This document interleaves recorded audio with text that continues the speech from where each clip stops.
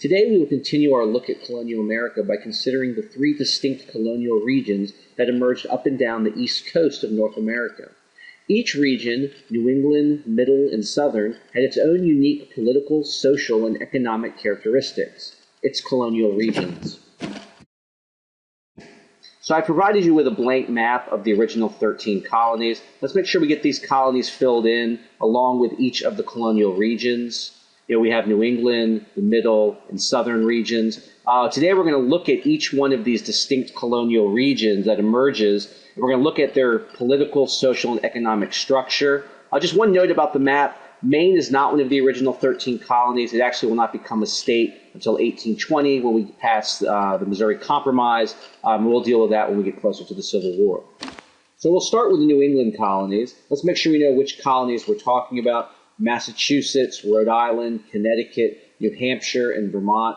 An important part of this is to make sure that we know that New England is settled by Puritans who are seeking to escape religious persecution in Europe. And this religion will be a very important part of the New England colonial experience.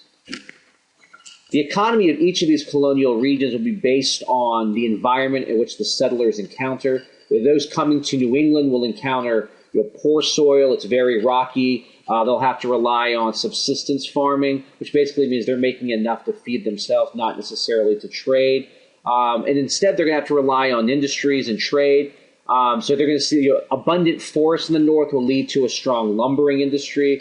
There are lots of good natural harbors in the north. So we'll see the emergence of a shipbuilding industry, as well as a lot of fishing and whaling.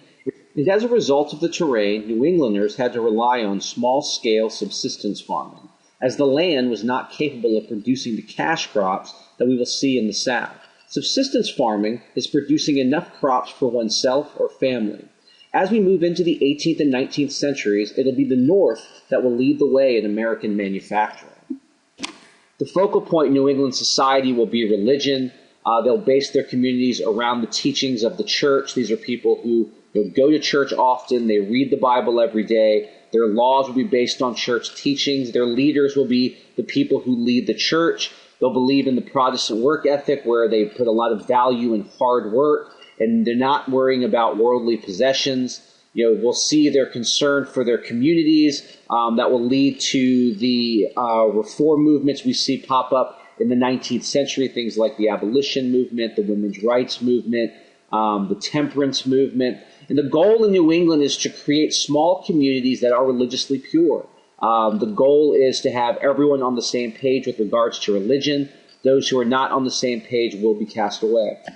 So these castaways are people who are going against the established religion of the colony. New England is very intolerant of people who hold different religious beliefs. Everyone, like I said before, is expected to be on the same page.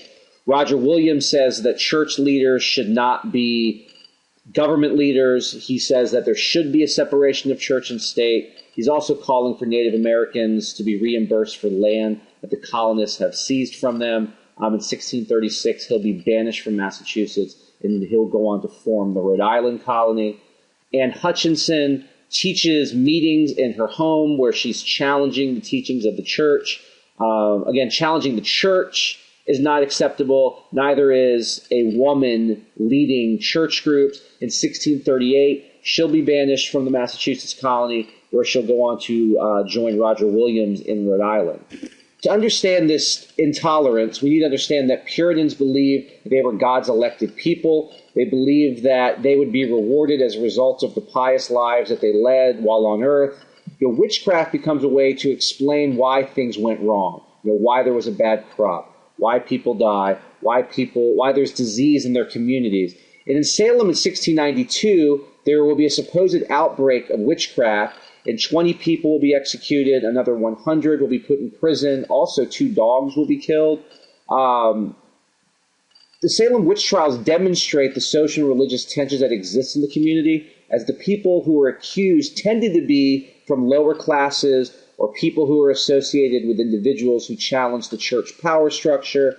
This will all come to an end when one of the prominent ministers' child is accused of being a witch, and they'll basically, at the end, they'll end up saying that they got this one wrong. But what these examples of intolerance show is the great lengths to which New Englanders went to maintain the status quo in their community with regards to religion. New England politics starts with the Mayflower Compact, which we talked about in our last lesson. The Mayflower Compact for those first settlers was looking to create just and equal laws for the good of the colony. All male church members could vote, and the laws that the majority came up with would be binding. The town meeting is another example of direct democracy in the New England colonies. This is something where, again, male church members meet and come up with laws for their community. This is something that still exists today in a lot of New England towns, except for now they allow women to vote, and you do not have to be a member of the church. John Winthrop, who's the first governor of the Massachusetts Bay Colony, gets off his ship, the Arabella, says, "We shall be a city upon a hill." This becomes a creed for the United States, really throughout its history, especially when we get into the 20th century. But again, think of the imagery here. A city upon a hill is something that everyone can see, so they want to be an example. Another important thing to note about the New England colonies, in a lot of these colonies, church leaders are the ones who possess all of the political power. So we move on into the middle colonies. First off, let's make sure we know which colonies we're talking about: New York, Pennsylvania, New Jersey, and Delaware. Let's also make sure that we know that this region is one that's settled by English, Dutch, and German immigrants who are coming to North America seeking religious freedom and also economic opportunity. The economy of the middle colonies was truly a mixed economy because of the number of industries and the agriculture the region had. There was some excellent farmland, so small-scale farming was a major component of the middle colonies because of the diversity of the crops, the grain, and the fruit that they were able to produce and export to England and the New England colonies. The middle colonies was known as the breadbasket of the colonies. They had a strong lumbering and shipbuilding industry like we see in New England. Trade is another key component, as a result of many navigable rivers that helped facilitate trade, like the Susquehanna, the Delaware, and the Hudson River, just to name a few. They will have fewer industries than New England. They'll have more than the South. And this is where the idea of a mixed economy comes from. And as a result of the lumbering and shipbuilding, we will see increased commerce and the emergence of seaports and commercial centers where merchants and artisans will be very successful, especially in places like New York and Philadelphia. Society in the middle colonies is also very mixed. When we talk about religion, it's the most religiously tolerant of the three colonial regions. You have a lot of different religions living right next to each other. A couple of examples, Jewish people and Huguenots in New York. The Quakers, with William Penn will settle Pennsylvania. And then in New Jersey, we see a high population of Presbyterians. The middle colonies are also the most ethnically diverse. The population includes people from Germany, the Netherlands, England, Sweden. We see Scots-Irish, we see people from France. Not even in Europe at the time will you see so many different groups living in such close proximity to each other. And the result of this is going to be a lot of middle to small-sized farms. It creates we don't see the strong aristocracy that we see like in the southern colonies. We see more social mobility. We see the emergence of a strong middle class. Another important aspect of the middle colonies is their relationship with Native Americans. They have a good relationship, certainly the best of all of the colonial regions.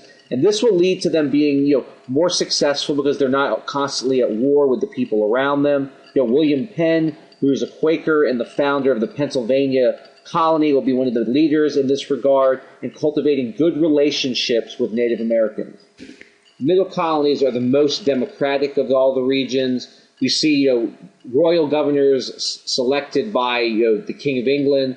We also see elected assemblies. The people have, the ability to elect representatives.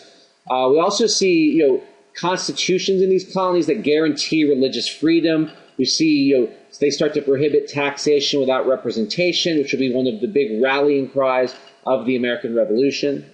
In our final region, the southern colonies, let's make sure, again, we know which colonies we're talking about. Virginia, Maryland, North Carolina, South Carolina, Georgia. And let's make sure that we understand that, people who come to the southern colonies were basically coming to seek economic opportunities. They're seeking profit. They want to make money.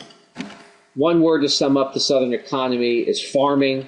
The climate lends itself to agriculture, so we'll see the emergence of large plantations in the South, which will lead to the cultivation of cash crops. We talked about, tobacco saving the Jamestown colony. Indigo is a valuable plant that can be turned into a purple dye. Then rice in South Carolina becomes very valuable. And all of this agriculture leads to the need for more labor. We talked about, indentured servants at first.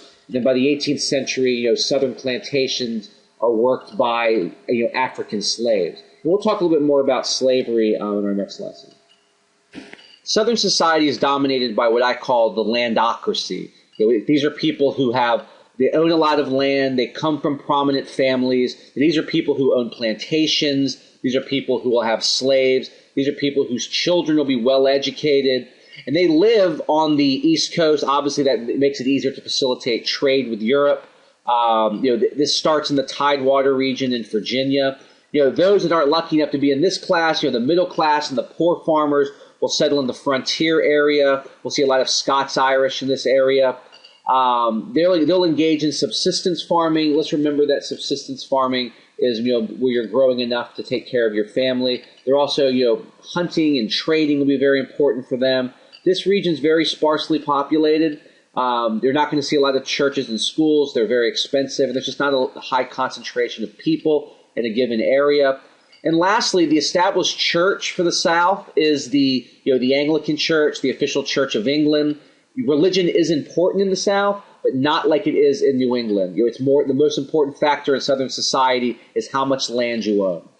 Southern colonies are dominated by the same landocracy I was just talking about. The planter class will be the ones who control, colonial legislatures, like the House of Burgesses. The members of these prominent families will basically be running politics throughout the South. Cavaliers are people in Virginia who receive land from the King of England. Because of these land grants, this is going to give the Southern colonies the closest relationship with England during the colonial period. And as a result of these land grants and the need to cultivate more land as the colonies expand westward, they're going to come into increased conflict with Native Americans.